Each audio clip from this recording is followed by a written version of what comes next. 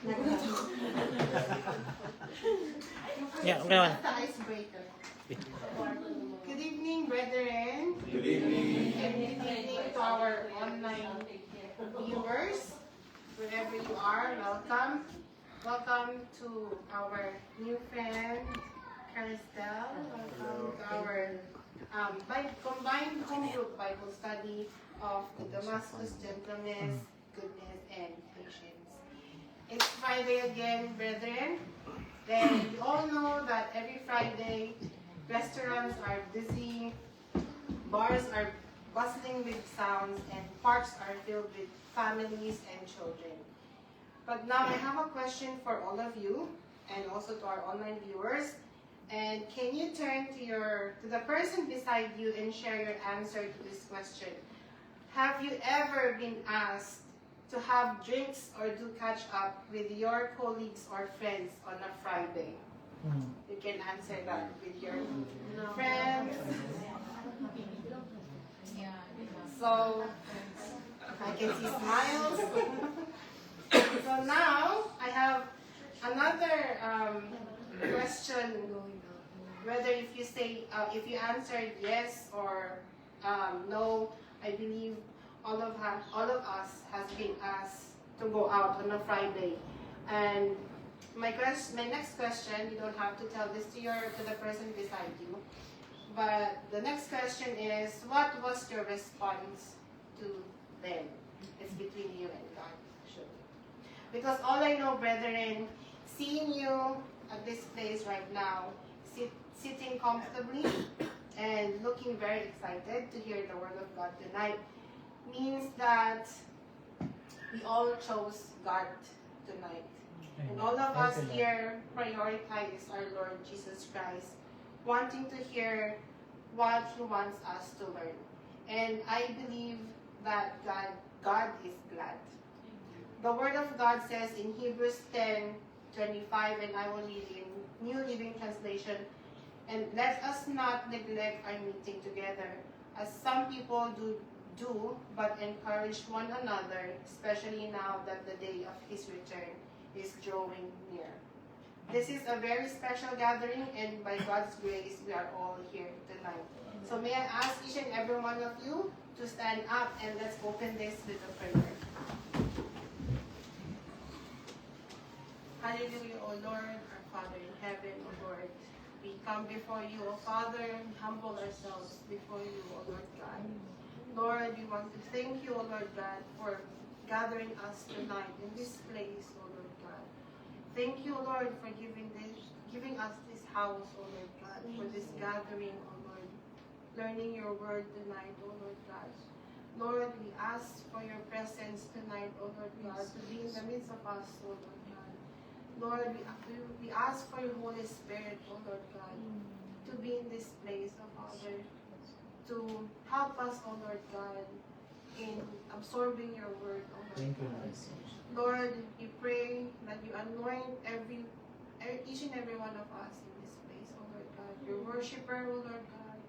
Your mouthpiece, O Lord God. And Lord, we pray that there will be testimonies, O Lord God, to encourage us, O Lord God, in our walk with you, O Father. And Lord, we also pray for the other home groups, O Lord God, for their Bible studies, O Lord God. Lord, be in the midst of them as well, O Lord God. And Lord, most importantly, O Father, we pray that you cleanse our hearts, O Lord God. That you ready us, O Lord God, for the message, O Lord God. And Lord, we will come out of this place, O Lord God, blessed by your words, O Lord God. And Lord, we pray, O Lord God, that it will pierce into our hearts, O Lord God. That, Lord, we will learn, O Lord, to use your word, O Lord God, in our everyday lives, O Father. And Lord, it's just not a simple gathering, O Lord God. This is for you, O Father. We do this for you, O Lord God. That's why, Lord, bless this gathering, O Lord God, from start to end, O Father. Thank you, Jesus. Thank you, Holy Spirit. And thank you, Lord God. In this we pray. Amen. Thank you, Lord.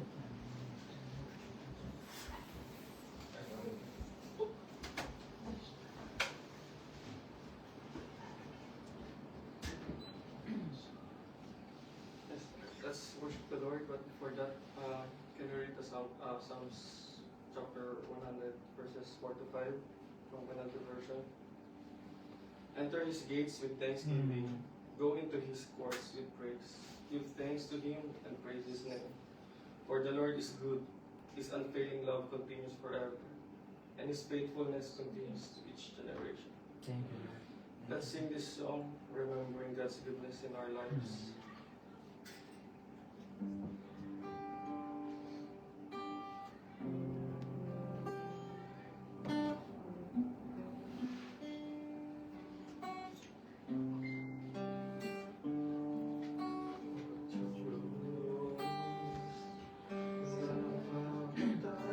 Sa kabutihan mo, amoy itataas sa buhay ko.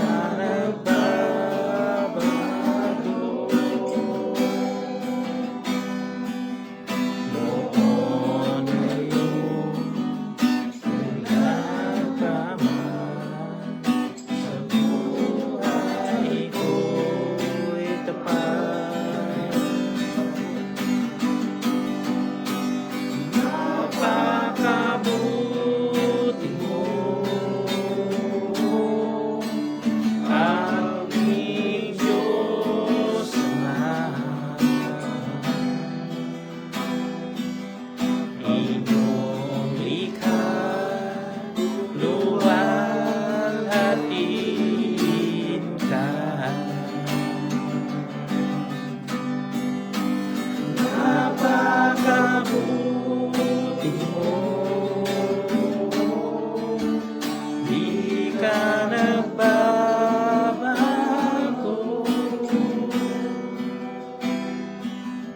Noon, ngayon, kailan pa man, buhay ko'y tapat.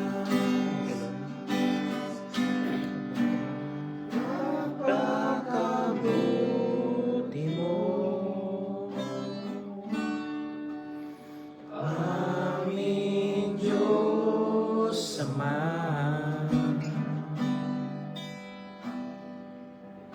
Ang iyong likha, luluwalhatiin ka.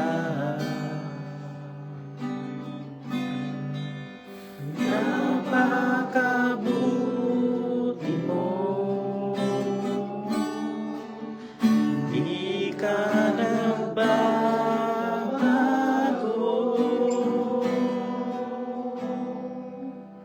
Noon, ngayon, kailan pa man, sa buhay ko'y tapat. Noon, ngayon, kailan pa man, sa buhay ko'y tapat.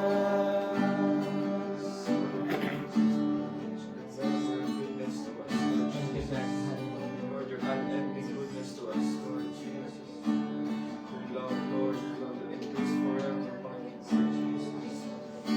Thank you, Jesus, for this time, Lord Jesus. Thank you, God, Lord. Thank you, Jesus. Thank you, Jesus, for your goodness in our lives, Lord Jesus. Thank you, Lord. Please, Lord, in Jesus' name, Lord. Thank you.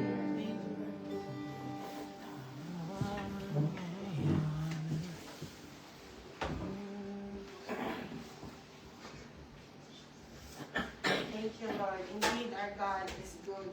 God is good All the time. And all the time. God is God is good. good. Amen. And now the pulpit is open for anyone who would like to share God's goodness in their lives. Anyone who wants to share? 3, 2, 1. Hopefully next week. Thank you, Lord. Amen. So now, can I request something from you, brethren? Can you please put your phone up high like that? High like this and shake it. Wave, wave, wave. Ay, hindi nakataas. Everybody. And look at it and check if it's in silent mode. If it's not, this is the time to do so. And let us put aside anything that will distract us and turn to your seatmate and say, focus. And I would like to welcome God's servant for tonight and our mouthpiece, Brother Rich. Amen. Thank you, Lord. God is good all the time. You know the Lord is good all the time. Thank you. Amen. And that's true what Sister MJ said, you know, where 2 or 3 gathered in His name, there He is in the midst of us. And welcome, Caristel, to our Bible study here in our area in Flatbush. We also welcome the other home group from Onihunga, Epsom. You are here tonight, combining with us. Glory to God.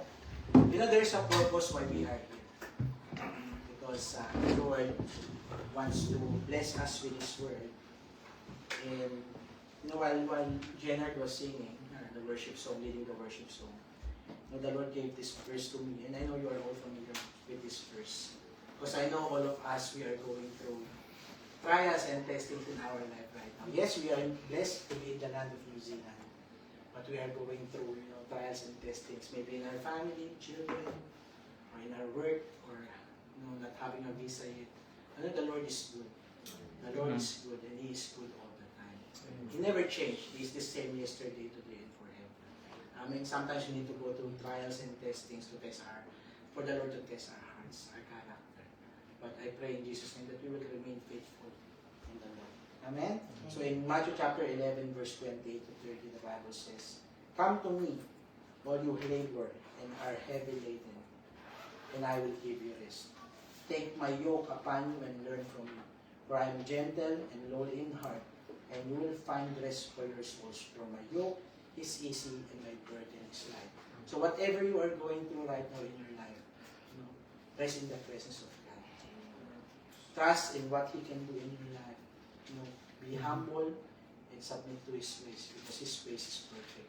And to you, Brother General, the Lord gave me this word while you're singing. I know you are in a difficult situation right now, but praise be to God, on Sunday we will hear the testimony of majesty in the church. Glory to God. So, in-announce ko na, di ba? Yeah. The Bible says, "Therefore, my beloved brethren, be steadfast, immovable." 1 Corinthians 15:58. "Always abounding in the work of the Lord, knowing that your labor is not in vain." Amen. So, if you are going through something, you are here tonight, keep serving, you are serving the Lord faithfully, the labor that you are doing is not in vain. Amen? Amen. The Bible says the Lord will not give you any testing that you cannot bear. All you need to do is to put your trust in Him. Have faith in Him. Have faith in the Lord. Amen. Tonight, we're going to continue the study that we are having in our home group. And like what I've said, I hope the other home groups are watching the lesson as well. I know they have their own Bible studies, but this is a very, very important, dear topic to me. And this is one thing that the Lord gave to me when I started walking with Him. Because I thought before it's about my religion. Until I learned, until the Lord impressed in my heart, or conviction in my heart, it's about my relationship with my Lord Jesus Christ. Amen. So, the title of this message is Part 2. Pride versus humility. It's so easy, Sister Ren, hindi na ako masyado nag-isip. I do not have to think that much with the title. Part 1 is the first one. Part 2, pride versus humility. And we have been studying, a principle that Jesus Himself gave to all of us. And that is the principle of pride and humility. In Matthew chapter 23, verse 12. I'm going to read in a different translation, but you just listen or look at this one. In Matthew chapter 23, verse 12, it says, "Whoever exalts himself shall be humbled, and whoever humbles himself shall be exalted." Let's bow down our hands and pray. Heavenly Father, we praise and we thank you, O God, for the second session of our Bible study, the teaching, the principle, the law that you have given to us.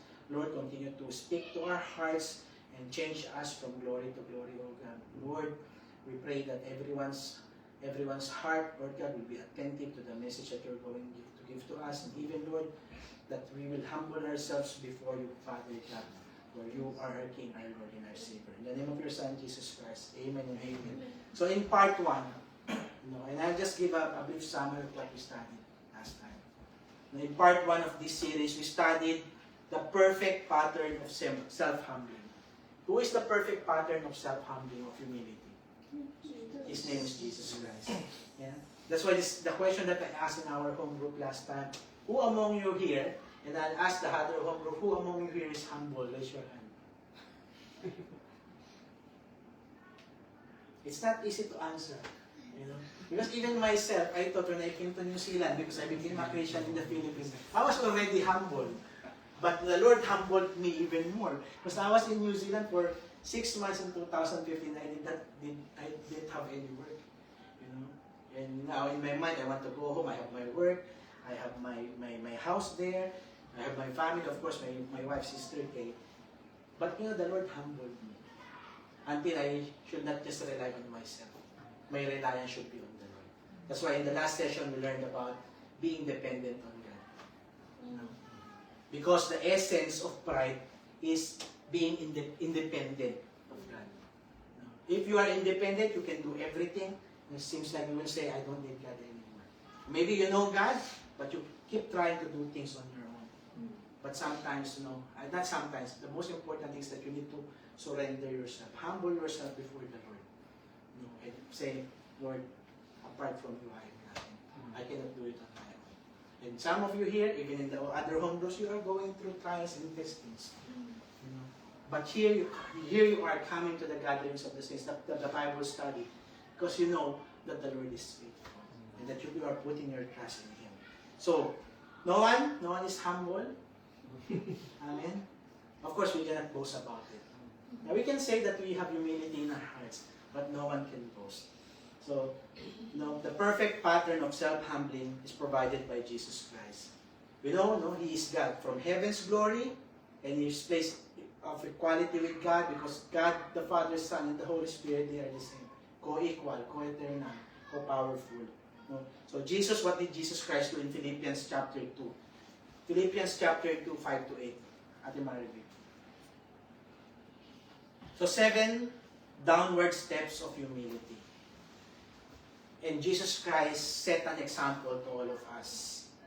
So, I'll read first and I'll mention the 7. Let this mind be in you, which was also in Christ Jesus. And this is a reminder. In our Bible study last week, it says, have this attitude in you, which was also in Christ Jesus. Because the Bible says that we need to have the mind of Christ. The mind of Christ. Go ahead, Ate Maribel, verse 6.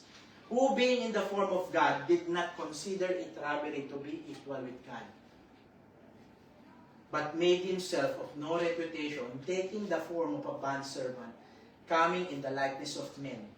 In verse 8, and being found in appearance as a man, he humbled himself and became obedient to the point of death, even to the death of the cross. And those words, humble and obedient, is very important in our walk with the Lord Jesus Christ. Amen. So the 7 downward steps of humility, just recapping from last week. First, he emptied himself. From being God, we know what happened. Number 2, he took the form of a slave. The word bondservant in verse 6, I believe, it means, you are a slave. You are a bondservant. Remember, he is God.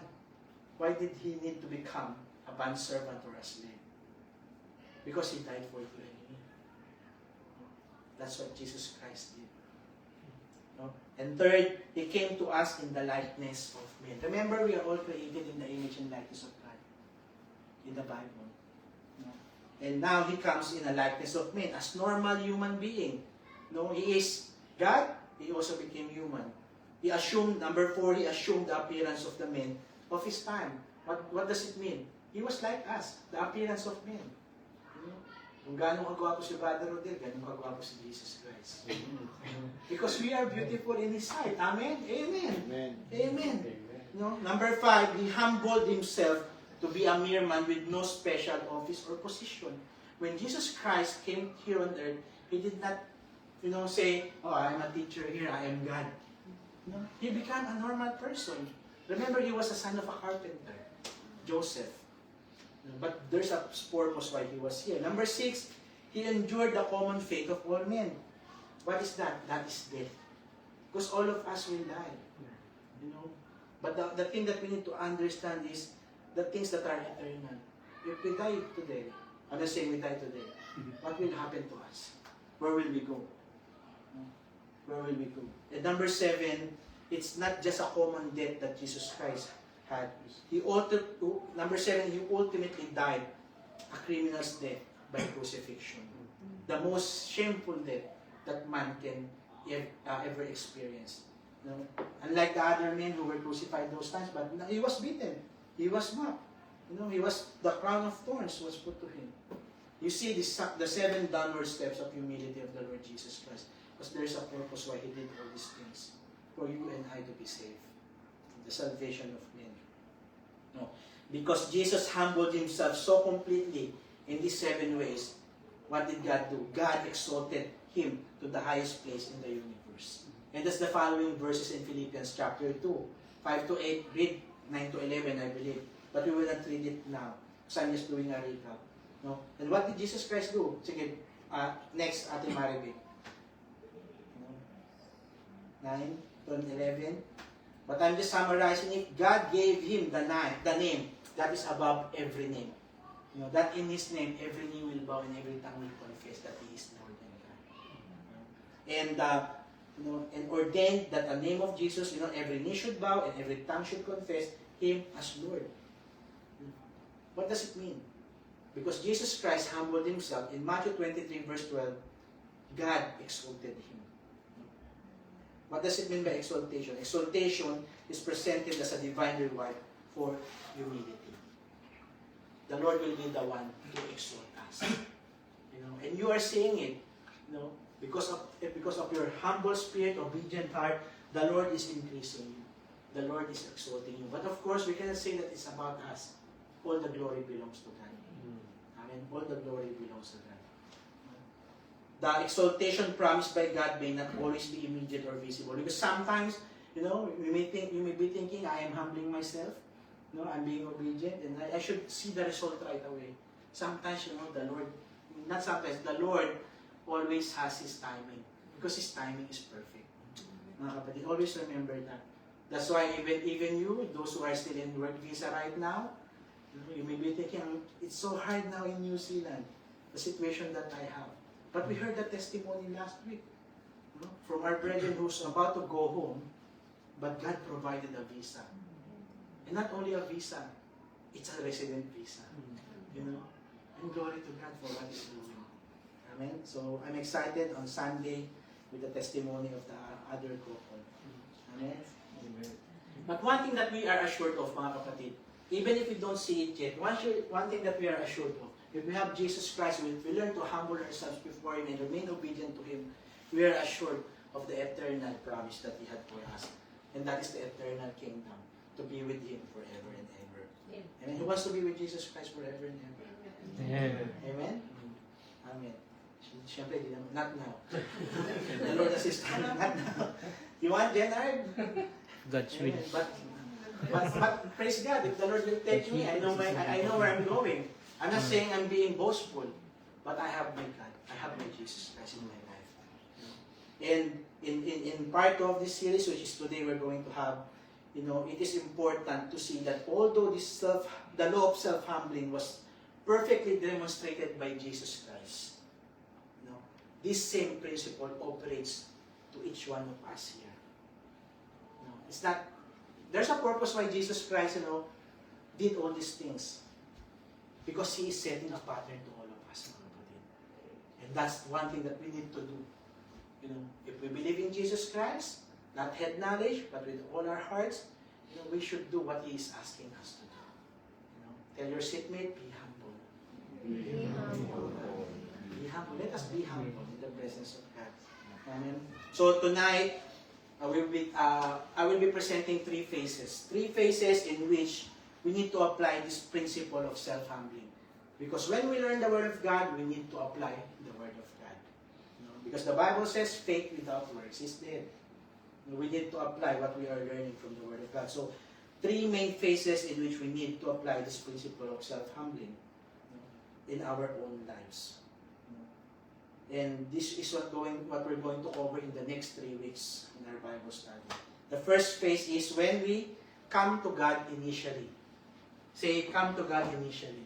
Come to God initially. That's very important. When I read the Bible verse, come to me all you weary and heavy laden, there's the invitation of the Lord. You need to come to me. It's not because you were born in a certain religion, in a certain faith, or certain belief, certain belief. That's it. The Lord said, come to me. Same thing here. We need to come to God initially. Second phase is we progress in our spiritual life after we have come to God. So after coming to God initially, we should be progressing in our walk. That's why your life is different now. And I'm not boasting about it. You know your life before. You know your lifestyle before. But now, like what MJ said, maybe Friday you're out, watching movie, doing this. I'm not saying these are bad things. But you choose to be with the Lord Jesus Christ tonight, learning His way. Amen? Because before my Friday night, when I was in the Philippines, because that's payday for me. I know where I'm going. I'm with my friends. I have vices. But glory to God, it changed me. But I needed to humble myself before the Lord first. That's what I say. I'm not saying that's, being with friends, it's bad. But tonight, especially we are here in the land of New Zealand. We're thinking, what will I do? The malls close early, and it's winter, 5 p.m. It's already dark. What should I do? Maybe, of course, you can dress at home, but you are sacrificing your life to be in the presence of the Lord. And we are enjoying. Are you enjoying? Amen. Ngumiti naman kayo sa katabi niyo. Smile. Smile, Sister Weng. Yeah. Amen. It's good. It's good to be, to be in the house of the Lord. Amen. And the third phase is, the first phase we come to God initially, and then we progress in our walk. The third phase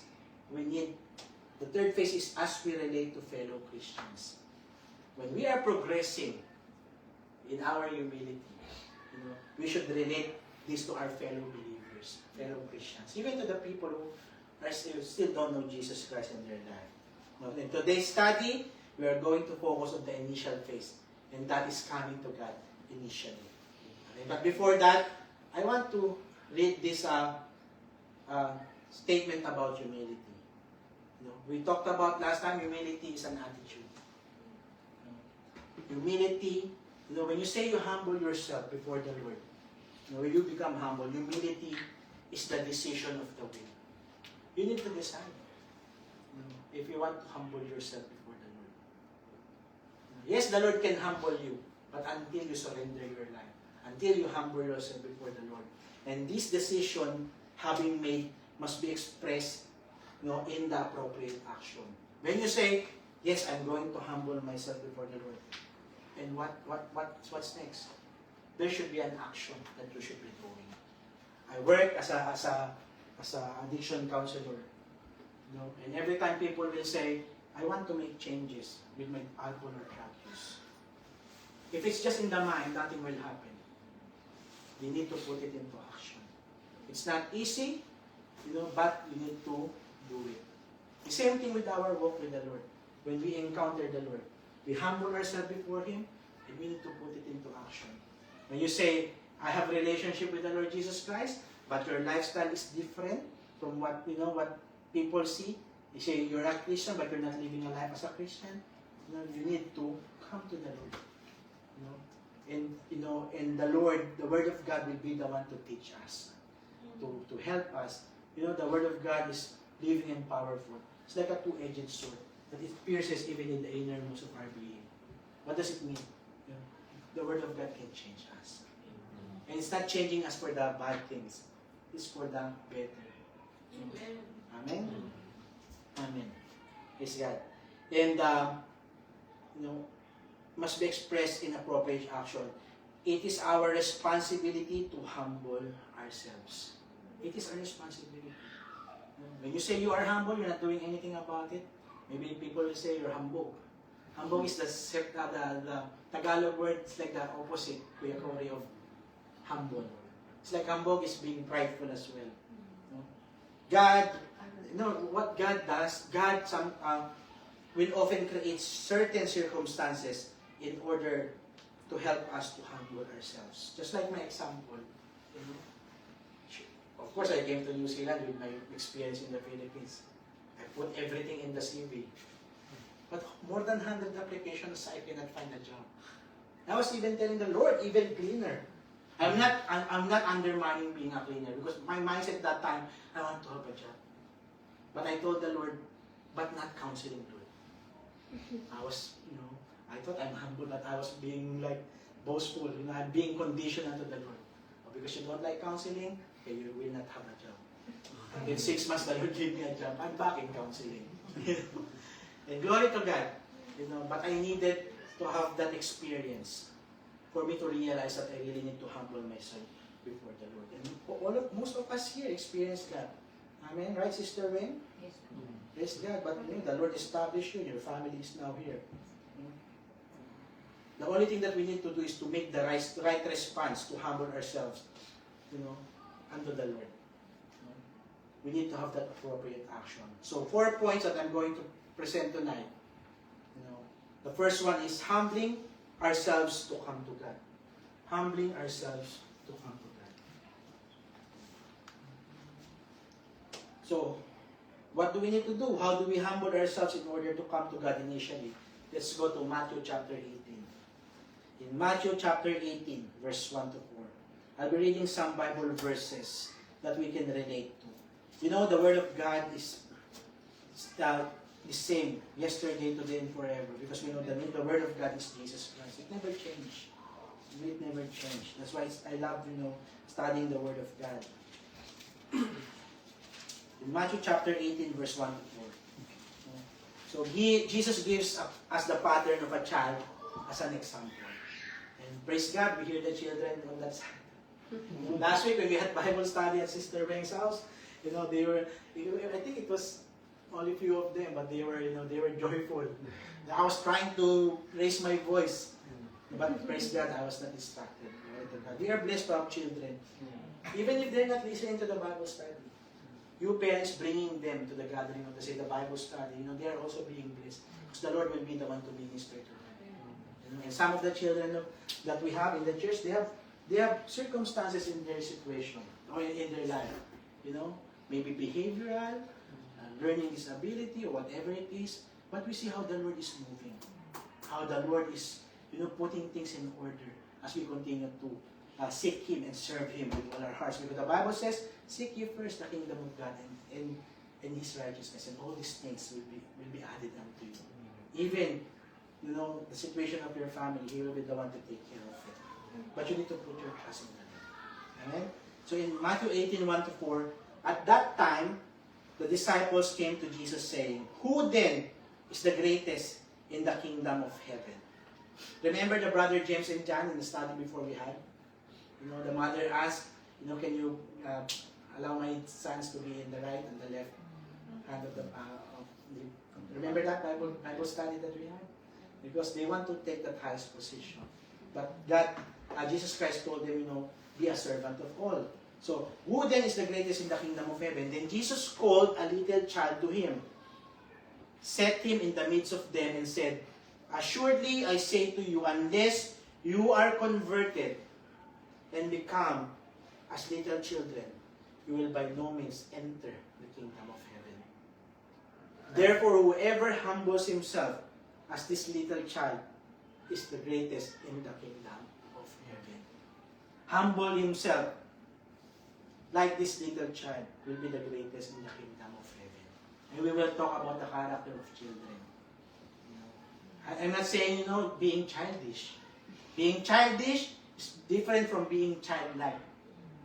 Because you can be an adult now and you still have that childish character. Before I was a counselor in addiction, before becoming an addiction counselor, I was a school counselor for 9 years in the Philippines. I work with students, but sometimes my headache are the staff. Because they're being I'm not judging them, but they're being childish. We are all professionals here. Sometimes people are being childish in their character. That's why humility is very important. So the act, in this Bible verse, in 1 to 4, the act of asking, the act of the disciples asking Jesus Christ indicates a desire for knowledge and understanding. That's why you are reading your Bible every day. You are attending Bible study because you want to have the knowledge and the understanding of the Word of God. If you believe Jesus Christ, you should believe the Word of God. Because the Bible says, in the beginning was the Word, and the Word was with God, and the Word was God. And in verse 14, the Word became flesh and dwelt among us. And who is that? His name is Jesus Christ. Then Jesus, what happened now?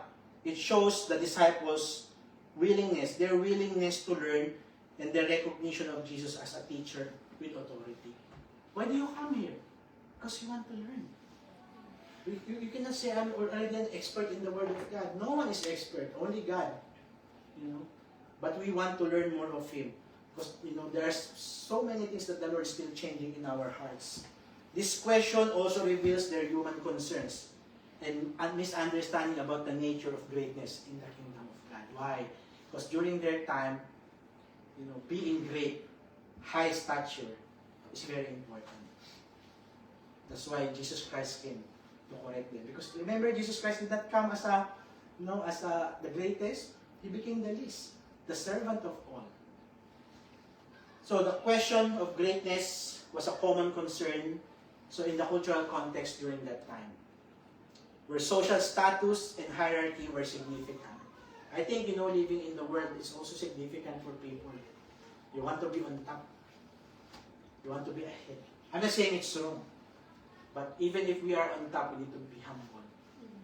We need to continue to trust that it is not because of us. It is because of the Lord Jesus Christ why we attain these things. Because the Lord is rewarding our obedience and humility. The disciples' questions reflects, a misunderstanding of the values of the kingdom of heaven. Because the kingdom of heaven is about being childlike, being a children, humility. But the word says, you need to become like this and that. I'm not saying it's not good to attain those things. But always remember, you give back all the glory to God. It is His goodness and grace why we are achieving these things. We cannot boast that it's about us. It's all because of Him. Amen. So, and this question sets the stage for Jesus to teach about humility. When they ask, being the greatest, Jesus talked about humility. Why? Because why did they ask this question? Maybe that the apostles during that time, they were expecting, that Jesus will point to some rulers, the Pharisees, the Sadducees, the high priest during those times, or the learned rabbi, the teachers during those times, or the person with great wealth as an example of greatness. In our carnal mind, in our fleshly mind, mga kapatid, sometimes we think of greatness when we achieve all these things. And just this morning, I had a conversation with one of the counselors we had. Because, why don't you pursue study this and that? Be a supervisor, and keep on studying. I said, I'm all good. I'm happy with what I'm doing right now. I'm not saying, because I know the Lord is the one who will promote. But I'm happy with what I'm doing at work right now. But sometimes people, they keep on trying to, reaching out for these goals. That sometimes they even forget about their family. Because they think about themselves. Not think about their family, what's important to them. So, I'm not saying, like what I said, I'm not saying that these are bad things. If MJ was promoted as a board member in their school, because there's a purpose. Why you are in your workplace right now, going after people, because the Lord has a purpose. Because the Lord is the rewarder of those who diligently seek Him. Amen? And instead of talking about these rulers, the rabbis, the learned rabbis, or the people of great wealth, instead He took the most simple example of weakness and humility. A child. Our children there. Jesus said, if you ever want to get in the kingdom of heaven, you have to change and become like this little child. I'm not saying that you need to become small again to be a child. We are talking about the childlike character that Jesus is mentioning. Jesus uses a child to illustrate the humility required to enter the kingdom of heaven. And we Christians, we believers, are also called to adopt an attitude of humility, recognizing our dependence on God. The essence of pride is independence from God. The essence of humility is being dependent on God. We need to depend on God in all things, and even in our circumstances right now. The child, what's the character of a child? It represents innocence and purity. Even if you see them that they are sometimes, what's makulit in English? Playful, or what other? Teacher MJ? Cheeky. Tricky, or playful. They're still innocent and pure. And God wants us to pursue purity in our thoughts and actions. Striving to live lives that reflect the holiness of God. And you may ask, Brother Rich, can we achieve the holiness of God? The Bible says, be holy, for I am holy. People will say, when I was still an unbeliever, oh, there's the born-again Christians. Banal-banalan, holy-holy. But I didn't realize when I became a Christian that, no, the Lord is asking us to be holy. For He is holy. Having His character. When we learn more of the Word of God, the Lord is, imputing in us, putting in us His character, His attitude. We cannot be God. Remember the study last week.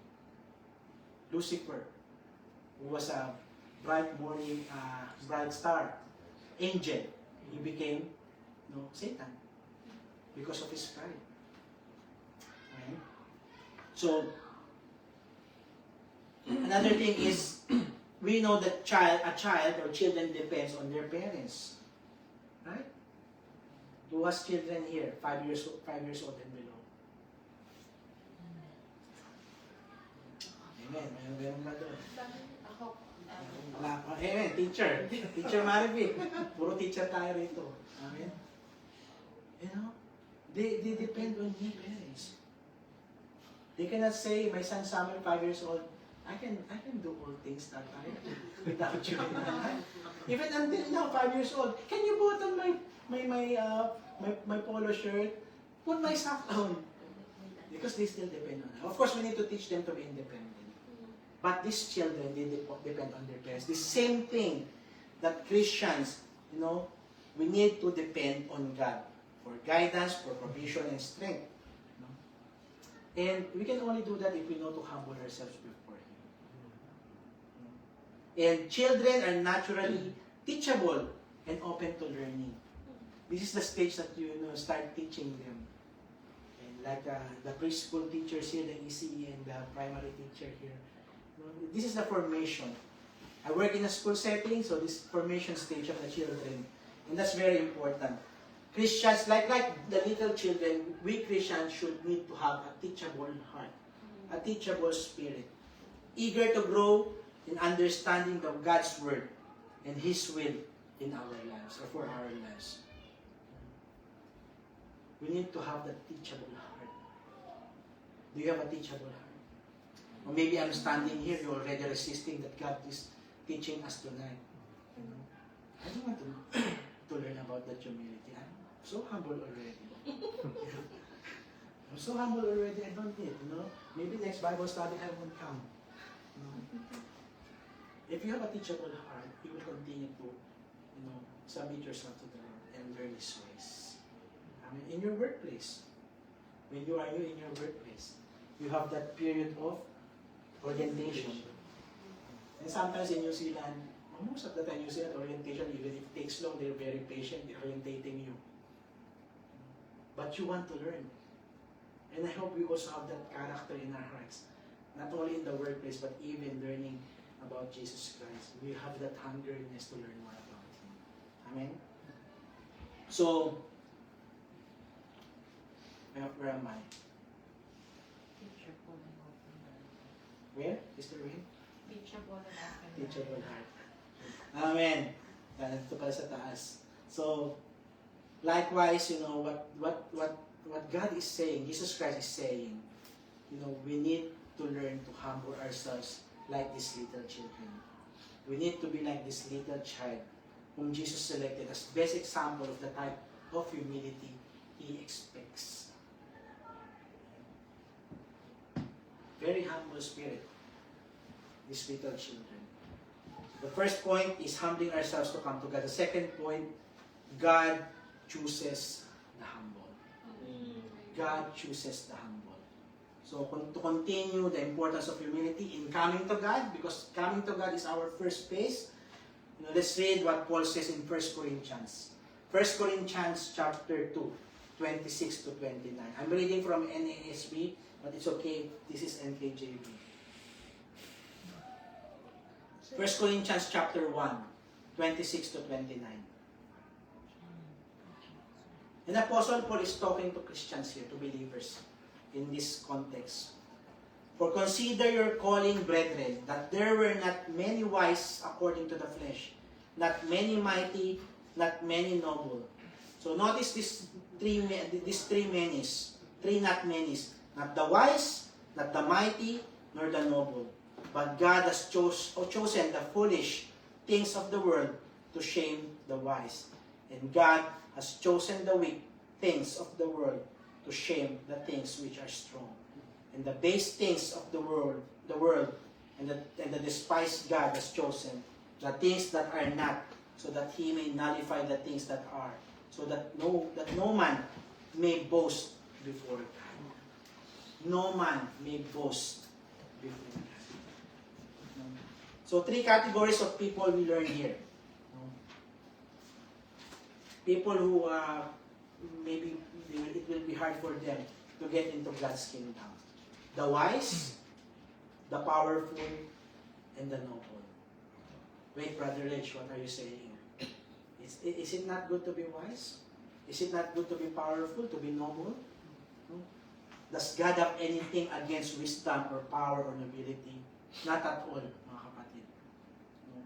The issue is that those are the three main sources of pride in human nature. Remember, Lucifer was full of wisdom, but he wanted to be like God. And he said in his heart, I can do these things without God. So what happened to him? Because of his pride in his heart, the effect is rebellion. After he was prideful in his heart, rebellion came. That's why God threw him, with a third of the angel, and he became Satan. And that's biblical. That's in the Bible. It's not my word. It's in the Bible.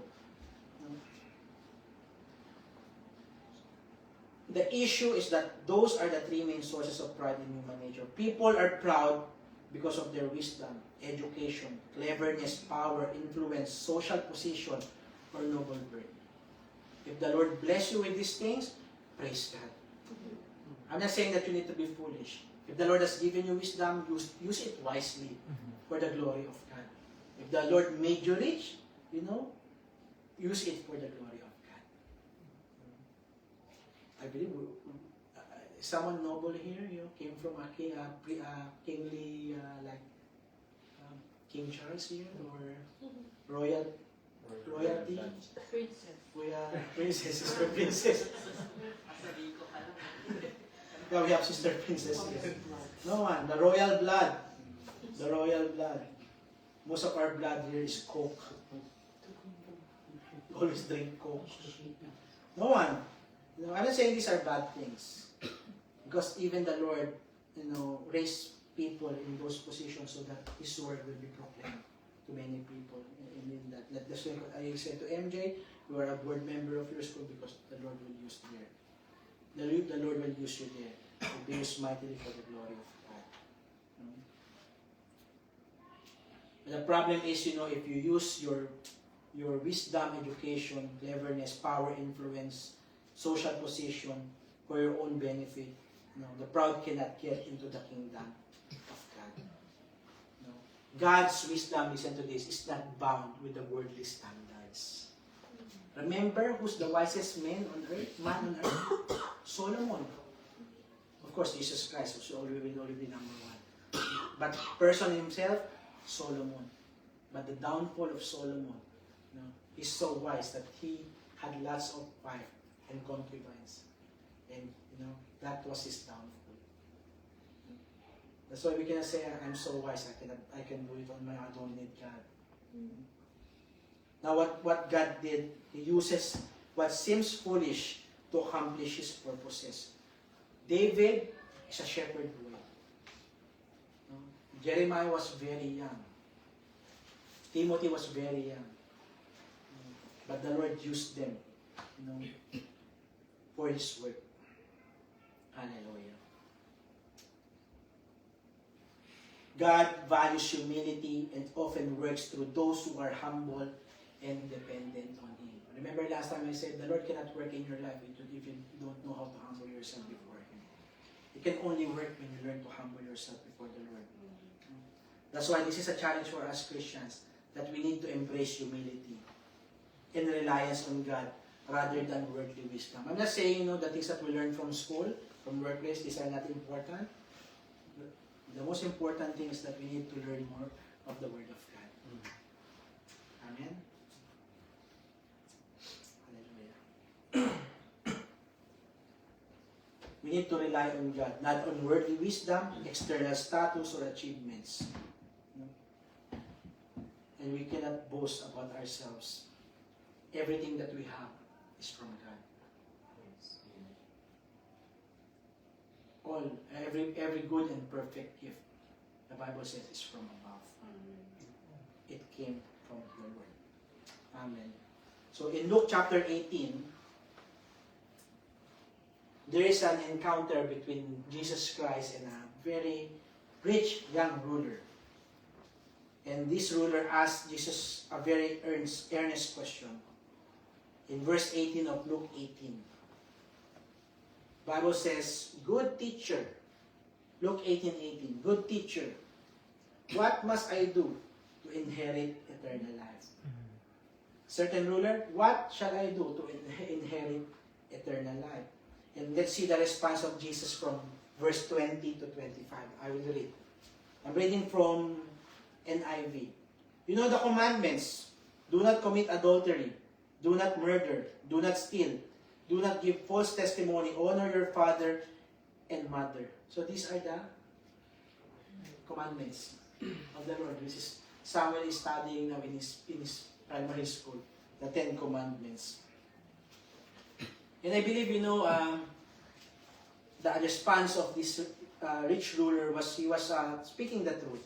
"All this I have kept since I was a boy," the ruler said. So when Jesus heard this, he said to him, "You still lack one thing. Sell everything you have and give to the poor, and you will have treasure in heaven.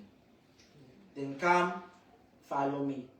If you think about it, sometimes it's hard to comprehend. Why Jesus Christ asking him to sell everything? If he earned it, these things, and he wants to enjoy it, why not? But of course, God is not just telling him, sell everything. It's about learning to humble himself before the Lord.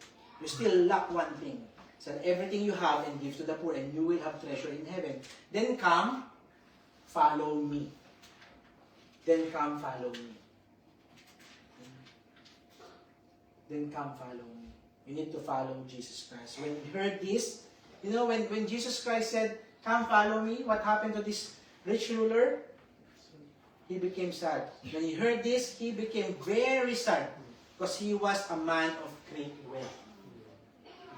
Jesus looked at him and said, "How hard it is for the rich to enter the kingdom of God." I'm not saying, if you are rich, you cannot enter the kingdom of God. It's about, how to learn to humble yourself before the Lord. Why? Because people will so often trust in their riches. Riches are so often a source of pride. But then we see this comment by Jesus. Indeed, the last verse, "It is easier for a camel to go through the eye of a needle than for a rich man to enter the kingdom of God." And I hear it from many people when I'm watching, rich people say, "I don't need God. I have everything in my life. I don't need God." But do you think, your wealth can give you eternal life? That if you want to be 200, 300 years old, because of your wealth, you can prolong your life up to 300 years old? I don't think so. Because all of us will die. I'm not saying this to make you afraid. What I'm saying is we should not rely on our riches.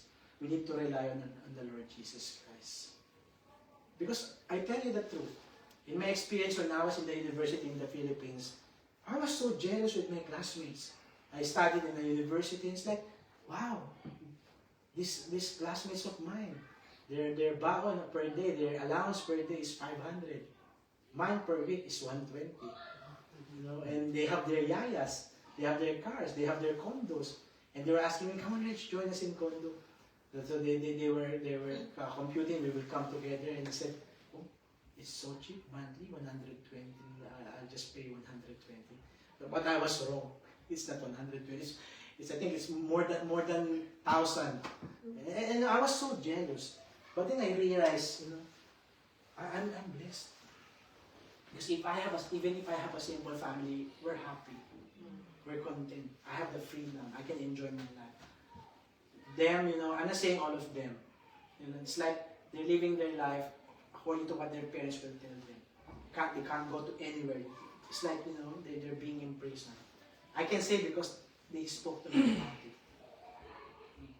But they're blessed, of course. They're still blessed because they have the riches. Because I was so jealous and I was thinking maybe my parents, if they're like that, I could have been enjoying the life that they're enjoying right now. But of course, the Lord has a different purpose in my life. Sometimes riches is the source of pride. And you have the picture with Jenard that I gave to Sister Weng. In the wall of the old city of Jaffa in Jerusalem. Jaffa is Joppa in the Bible. There was a great big iron gate, because remember the last verse, but then we see this comment by Jesus. Indeed, it is easier for a camel to go through the eye of a needle than for a rich man to enter the kingdom of God. And in the Jaffa gate in Jerusalem, there was a big gate. You have the second photo? Yeah, there's a big gate. There's a big gate there. Which was closed every night at sunset. So this big gate, it's closed every night. When sunset comes, it's being closed. On no account was the gate to be opened until sunrise the next day. But remember, during those times, people were travelers. They're traveling from one place to another. And sometimes, what happened that a traveler on a camel would arrive at the gate after dark, seeking to be admitted to the city. So when this occurred, a small gate inside the main iron gate was opened. So this is the small gate. Now just imagine a big camel, going inside this small gate. How can it be? Because they cannot enter because it's already dark. The man seeking entrance would dismount from his camel, strip the camel of everything on its back, because during those times they put everything on camel's back. Maneuver the camel to its knees, and then, with great difficulty, the camel would just barely squeeze through this small door. Is it possible? It's possible. It's in history. Squeeze in that small gate. Small gate. And all he has to do is to stoop, pass through, and he is on the inside. And the same gate is for all. Whether rich or poor, mga kapatid. But sometimes, it's harder for the rich to get through, than the poor. What I'm saying here is, it's not the money, it's not just about the money. Because the Lord wants us to lay everything aside. And we will talk about it in the next part. Entering the kingdom of God requires humility and dependence on God, not on material possessions. And we studied it last time. When we come to God in humility, we are stooping down in humility. The same with this camel. In the Middle East, Brother Rodel, you see camels in the Middle East? Giraffe. Mas malaking leg. But that was, when I was studying this lesson, wow, they're stooping down to be able to enter. It's like us, humbling ourselves before the Lord so we can enter the kingdom of God. Amen. So the next part, after God chooses the humble, laying everything aside. And we will relate it to this one. Laying everything aside. And let's talk about one more lesson in the Bible for coming to God in humility. And this is the story of Naaman. Naaman in the Old Testament, in the book of Kings, 2 Kings. A man in the Old Testament who tried to come to God in a big way and found that it didn't work.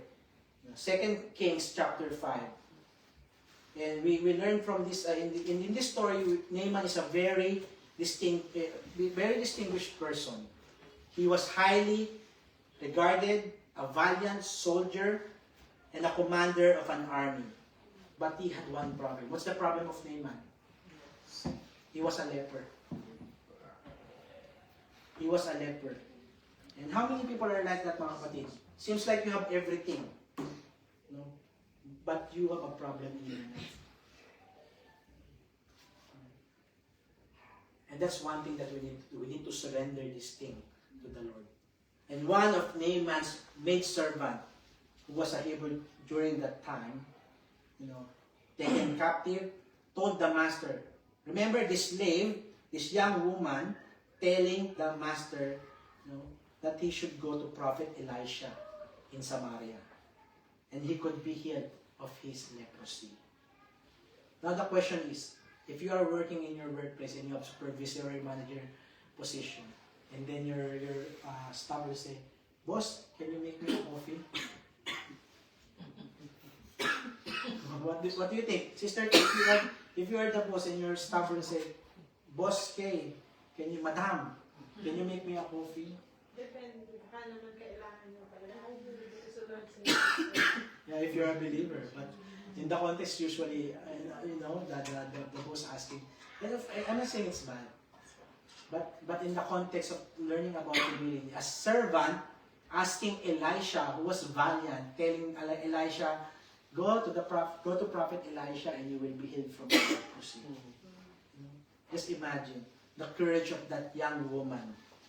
So Naaman got permission from the king of Syria and he set out with 10 talents of silver. So now, because he's going to Prophet Elisha, he needs to present himself well. So he set out with 10 talents of silver. That's 750 pounds of silver. 6,000 shekels of gold. That's 150 pounds of gold. And 10 sets of clothing. You see, he was going to come to God in a big way. Now, I'm going to Prophet Elisha. Of course, Elisha believed in God. So I'm going to Elisha and maybe ask him to pray for me so I will be healed, but I'll bring all these things to him. That's what he did. When Naaman arrived in Israel, the prophet Elisha said, "Send him to me and he will be healed." So in 2 Kings 5, chapter 5, verse 9 to 14, we will read. Because in this story, we will learn Naaman's account. It teaches the importance of approaching God with humility. He wants to present himself well. Nothing bad. He brought everything that he had. Come to God in humility, setting aside our pride and preconceived notion of how God should act. Of course, because he wants to be healed, he wants to bring everything. So Naaman, in chapter 9, verse 9 to 14. So Naaman went with his horses and chariots and stopped at the door of Elisha's house. Elisha sent a messenger to say to him, "Go, wash yourself 7 times in the Jordan, and your flesh will be restored, and you will be cleansed." If you think about it, it's good. I just need to go to the Jordan River, the Jordan River, and wash myself 7 times. I will be restored. But remember, he's a valiant man. Elisha did not go out. He sent a servant to meet Naaman. What an insult for him. Elisha didn't even come to the door. He just sent a message. But Naaman went away angry and said, he was angry. He was very angry. And said, "I thought that he would surely come out to me and stand and call on the name of the Lord his God, wave his hand over the spot and cure me of my leprosy." So he had an expectation. Naaman expected personal ministry from the great prophet. Something that's dramatic. Maybe that's what he's waiting for. I'm coming to you. I have this position. Now do what you will do in the name of your God. But I have these things that I will present to you. Maybe that's his expectation during that time. And he said, that Naaman said, "Are not Abana and Pharpar, the rivers of Damascus, better than any of the waters of Israel? Couldn't I wash in them and be cleansed?" So he turned and went off in a rage. Why? Because Jordan River was dirty during that time. And he's a valiant man, and Elisha is asking him to go to the Jordan River and be washed 7 times. And even exposing himself, taking off his clothes and with the leprosy. What a shame for him. Are the waters in Abana and Pharpar better than Jordan River? And he went off in a rage. Naaman's servant went to him and said, My father, if the prophet had told you to do some great thing, would you not have done it? How much more then when he tells you, wash and be cleansed? If you see the miracle that God will do here, I'll just step in. I'll wash myself 7 times because my heart is to be healed. But he's thinking about himself, his position. So he went down and dipped himself in the Jordan 7 times, as the man of God had told him. And his flesh was restored and became clean, like that of a young boy. A young boy. Again, talking about a child. And do you see the pattern here, mga kapatid? Naaman had to lay aside everything.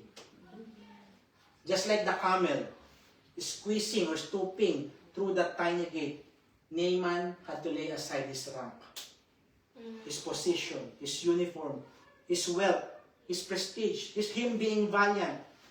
He had to take off his clothes and expose that leprous skin of his in the Jordan River that was dirty. But his response, he humbled himself before God and Prophet Elisha. And when he fully obeyed and dipped into the river 7 times, that's when he received his reward. And this is a beautiful picture of a man who tried to come to God in a big way, but learned to humble himself and receive what God had promised. Praise God. He learned to humble himself. He could just walk away. Just like that rich ruler. when Jesus Christ said to him, mga kapatid, sell everything you have. So what did that rich ruler do? He left. He was very sad. He could just have obeyed Jesus Christ. No. But Naaman, even in his position, he learned to humble himself before God. Thank you, Brother Louis. Amen. Kala ko kape na ni Brother. Masarap magkape yan. Thank you. Praise be to God. He learned to humble himself.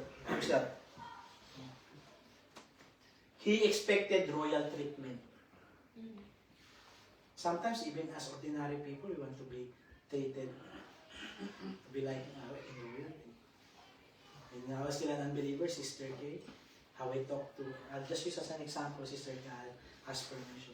When she talked to sales lady in the Philippines, as if she owned those sales lady. I said, don't talk to them like that. And we still talk to them like that. I was like, I just move away. Sometimes we are like that. We feel entitled. We feel like we are important. That people should treat us like this and that. Have you experienced it? Raise of hands, those experience it. Wait, wala? Yeah. Amen. Thank you, Sister Francis. I experienced it too. I'm the head of this department. You should treat me like this. But the Lord taught me to humble myself before the Lord during that time. To wash in a great river would be one thing, but Jordan was small and dirty. So what happened to Naaman, because of the command of Elisha, he obeyed. Naaman's healing required him to act in faith, obedience, and humility. The instruction of Elisha, he followed. Sometimes our faith is often tested through simple acts of obedience. All we need to do is to obey. Sometimes it's hard for us to obey. When the Lord is saying these things to us, sometimes we are still doing what we want to do. And when we fail, we blame God. God, why are these things happening in my life? You made that choice. If the Lord said you do this, but you have another decision that you're making, it's your accountability. Naaman could just walk away. Never mind. I'll just maybe go to the doctors, or maybe the people who can heal me. But asking me to go there, I will not do that. But he obeyed. He obeyed in humility. He obeyed in humility. Obedience to God, listen to this. Obedience to God begins with humility. You cannot obey God if you are not humble.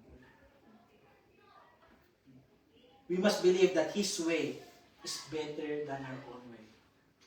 Even Jesus Christ said, "Take this cup away from me. Nevertheless, not my will, but let your will be done." Let your will be done. We may not always understand His ways of working, but by humbly obeying, we will receive His blessings. We should remember these three things as we close. God's ways are best. If God, Elisha said to Naaman, and I believe that's the word from the Lord, go to that water, dip yourself 7 times. Even if it's dirty, it's the best way of the Lord. God's ways are best. Number 2, God wants our obedience more than anything else. God did not want what Naaman can offer. All these golds, all these silvers and clothing, that's not what I want from you. The rich ruler, your riches, that's not what I want from you. Even if you're obeying some of the commandments, but if you cannot, sell everything, humble yourself before me, you cannot enter the kingdom of God. And number 3, God can use anything to accomplish His purpose. So the last point number 1, humbling ourselves to come to God. Number 2, God chooses the humble. Number 3, laying everything aside. Laying everything aside. Are we willing to lay everything aside to the Lord? The last point, a simple act. The question is, how about us? Is there any obstacle of pride standing in the way of us coming to the Lord? You may say you are a Christian right now, you're a believer. But if there is something, a pride in your heart, that you are still keeping in your heart and not fully surrendering your life to the Lord, you need to amend your ways. We need to examine our hearts. So as we close, let me ask you this direct question. Is there an issue of pride that may be keeping you from coming fully to God? Your wisdom, your riches, your position, or whatever you have in your life, that you cannot come to God because you cannot surrender these things to Him. I'm not saying giving up everything, but if you allow these things to be used for the glory of God, praise be to God. If there is something that is keeping you from coming to God, I really encourage you, mga kapatid, that we need to amend our ways, we need to repent. We need to ask God, Lord, forgive me. That I cannot fully come to you because of the things that I'm doing in my life. That I cannot fully put my trust in you. Because sometimes we put our trust in ourselves. And I was talking to a client recently. I don't need to go to church. I don't need, that's not important to me. I have my own belief, but they are bound in addiction. They need to surrender their lives to the Lord. Just like what God did to Naaman, He healed Naaman. He can also do it to them. He can also do it to all of us. Whatever circumstance that we have right now. We just need to bow our knee to the Lord, to stoop down like the camel. Humble ourselves. Strip off anything that might hinder us with our relationship with God and come to Him in humility. And the good thing about the story, relating it, to us, mga kapatid, what Naaman had to do to have his leprosy washed away or be healed is similar to what we must do to have our sin washed away. We need to humbly accept God's mercy. We need to humble ourselves before the Lord. No? And the best news of all it is that if you will meet the condition of coming to Him in childlike humility, like a pure, innocent child, having that teachable heart, He is eagerly waiting to accept and receive you and me. The question is, will you take that step toward Him right now? That you are going to lay everything aside. And you will say, Lord, apart from you, I am nothing. I cannot do it on my own right now. The situation that I have. Now I am surrendering my life to you, believing that it is you who can make things happen in my life. Because your ways are perfect. Amen. In Matthew 23, verse 12 to close. Whoever exalts himself shall be humbled, and whoever humbles himself shall be exalted. Come on, let's all stand up. And tonight, I believe in my heart the Lord has spoken to each one of us.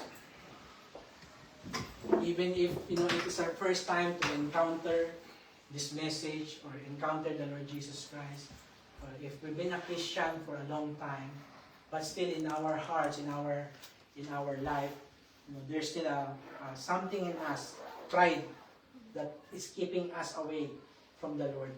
We need to surrender. Like what I've said, not everything that we have, these are the cause of pride. But the enemy, Satan, what he does, he uses these things so that we will be moving away from the presence of God. If the Lord made you rich, praise be to God. Use that richness for the glory of God. If the Lord promoted you in your workplace, use that for the glory of God.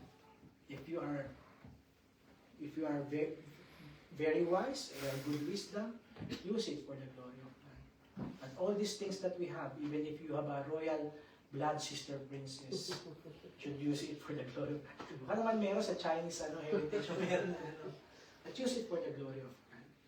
Amen. Let us be like Naaman. Even if he was already a valiant man, very well respected, he learned to humble himself before the Lord. I hope we will not be like the rich ruler, that after hearing the message tonight, no, I cannot give up everything. This is just a waste of time. Having the Word of God, mga kapatid, is the best thing that we can have. Having Jesus Christ in our life is the best thing that we can have. Jesus Christ set an example of humility, of self-humbling, and we should follow what He did. If you want to enter the kingdom of God, of course you need to accept Jesus Christ as your personal Lord and Savior. But in order for you to do that, you need to humble yourself before the Lord. You cannot accept Him. If you cannot surrender everything in your life and fully trusting in His ways. And I'm speaking to you right now because I've experienced it myself. I thought I had everything. But I learned that I have everything when I came to know the Lord Jesus Christ. Even if I don't have all the riches in the world, even if I don't have the position, in my workplace, I have Jesus Christ. And I feel complete because I have Him in my life. But even though I go through trials and testings in my life, I can say, I am an overcomer. I am a victorious son of of God, because I have Jesus Christ in my life. And the question is, will you be willing to accept Him in your life? And then start walking with Him, humbling yourself before the Lord, and trusting His word and His ways, that He can change you, that He can transform you. We are not here to convert people into religion. I was a very devoted person, but when I came to know the Lord, I learned to humble myself. Until now. That's why I wanted, by the grace of God, to preach this, because this is something very special to me. If during that time, I said to myself, no, I don't want that kind of religion. Maybe I still see myself drinking from 6 p.m. to 6 a.m. A hard-headed man, always being verbally abusive to Sister Kate. Or I'm boasting about my position. I'm the head of counseling in the school. No one can take away that position. But you know what I learned is, the Lord can take everything away from me if I continue to remain boastful, prideful. when I receive Him as my Lord and Savior, I have everything. Even if, what I shared, I am the friends of mine in university that they were very rich. I don't need to be like that. All I need is to have Jesus Christ. If the Lord bless me with riches, praise be to God. And who could have imagined? And there's a testimony before we pray. Now, we are already living in our house for 1 year on the 6th of June. I remember that time. How is it possible that we can have a house here in New Zealand? I was the only one working. Sister Kay was a full-time wife, and then she decided to study. But we continued following Him. And the Lord blessed us with a house and being used for the glory of His name. The Lord can do it as well to you. All you need to do is to learn to humble yourself before the Lord. to seek Him, His righteousness and His kingdom. And all these things, all that you need, not one, shall be added unto you. Amen. So if tonight, if the Lord is speaking to your hearts, maybe your first time, or maybe you've been hearing this message many times, or you're a Christian for a long time, but there's still a pride in you, this is a time to surrender this pride unto the Lord. Of course, when you wake up tomorrow, it doesn't mean that you're already a changed person. Because the Lord, it is the Word of God that will continue to help us through His Spirit, that we will be changed from glory to glory. That's why I always say to Christians, sometimes people, if they're unbeliever, they will say, "Oh, Christian ba yan? Ba't ganyan yung pamumuhay?" That's why we need to strive harder, to have the mind of Christ. Just like the Bible verse, having the attitude of Christ. Amen? So tonight, let's humble ourselves before the Lord. Surrender our life to Him and receive Him as our personal Lord and Savior. For us to be saved. And just like the question of the disciples, who is the greatest? The rich ruler, how can he enter the kingdom of God? And even Naaman, who wants to be healed. Do we have that attitude that we also want to be in the kingdom of God? Amen. I hope that we will have that perspective, the eternal perspective, not only the earthly perspective. Because what the Lord is teaching here in this lesson tonight is about having that eternal or heavenly perspective. If you want to be in the kingdom of God, you need to humble yourself before the Lord. So I want us to bow down our heads in humility. And I will lead you into a prayer, mga kapatid. And do not do this because I said so. Even if your people around you, do not be conscious, with the people around you. This is your time with the Lord right now. And if the Lord is speaking to your heart right now, is knocking at the door of your heart, open your heart to the Lord with humility. And accept Him as your personal Lord and Savior. And say this prayer, Heavenly Father, I praise and thank you for the message that you have given to us tonight. God, I ask for repentance. For I am a prideful man. A sinful man. I do things apart from you. Tonight, God, I want to surrender everything. Forgive me, O God. The many times that I think only about myself. I continue to resist you, O God. I continue to sin. Tonight, I humble myself before you and would like to receive Jesus as my personal Lord and Savior. God, continue to guide me and cleanse me with your word, through your Holy Spirit. Continue to make me humble in your presence. Whatever circumstances, problems I am facing right now, I surrender it unto you. I cannot do it, oh God. I need you in my life. Thank you, God, that you are now with me. And you are my Lord and my Savior. I am grateful and blessed. In the name of Jesus Christ. We pray. Heavenly Father, I praise and thank you for this night. Teaching us your words, Father God. This is not the word of Brother Reg, but it is your word It is your principle. It is your law that is continuously speaking to our hearts, Father God. And I know that as we continue to hear your word, just like what you said in Romans, book of Romans, God, that you will continue to change us as we hear your word, transform us, Lord God, having the mind of Christ, the attitude of Christ, Panginoon. Help us to continue to walk in holiness and righteousness. God bless these people who are here right now. In whatever circumstances they are facing in their life right now, God, you are faithful. We do not want to magnify, Lord God, on these circumstances, but we will put our trust in you, for you are a faithful God. If you're able to heal Naaman, you can also do it to us, Panginoon, because we are your children. Thank you, Father God, for this night. Thank you for this Bible study.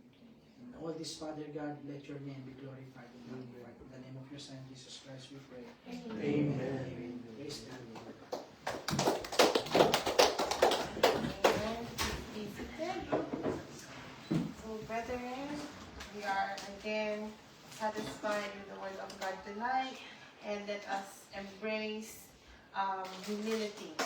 Let us be courageous in embracing humility in our lives, and we only always remember we only need Jesus Christ in our lives. And before we close, I just have a few announcements, so please bear with me. We have our usual prayer meeting every Thursday and Bible study every Friday. And we have our Sunday service currently at El Shaddai Worship Center in Anahoa. And see you all tomorrow at El Shaddai Church for our cleaning task at 10 a.m. And lastly, brethren, it says in Galatians 6:2, bear one another's burden and so fulfill the law of Christ. With the passing of Brother Hill, husband of Stormina, you'll have collection this Sunday during the victory service. And to our brethren online, thank you for staying. God bless you all, and good night. Let's pray for the